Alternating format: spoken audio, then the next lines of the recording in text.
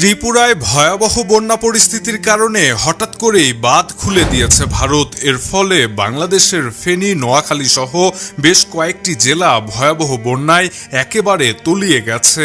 এই যখন অবস্থা, তখন দেশে বন্যা কবলিত অন্তত ৩০ লাখ মানুষ পানিবন্দী হয়ে মানবতর জীবনযাপন করছে। বৈরী আবহাওয়া ও ভারত থেকে আসা ঢলে দক্ষিণাঞ্চলের অন্তত ১২টি নদীর পানি বিপদসীমার উপর দিয়ে প্রবাহিত হচ্ছে।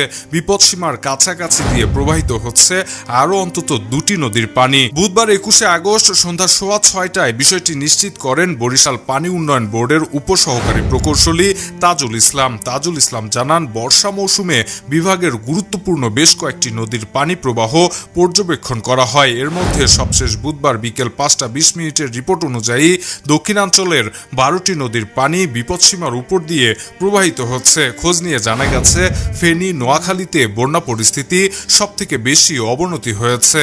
হঠাৎ করে আসা এই বন্যায় শুধুমাত্র ফেনী এবং নোয়াখালীতেই অন্তত ২৫ লাখেরও বেশি মানুষ পানিবন্দী হয়ে পড়েছে।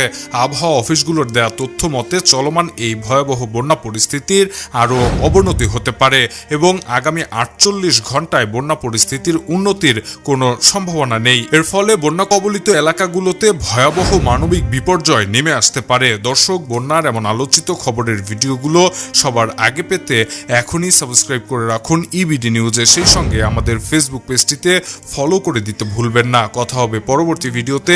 সে পর্যন্ত ভালো থাকবেন। ধন্যবাদ।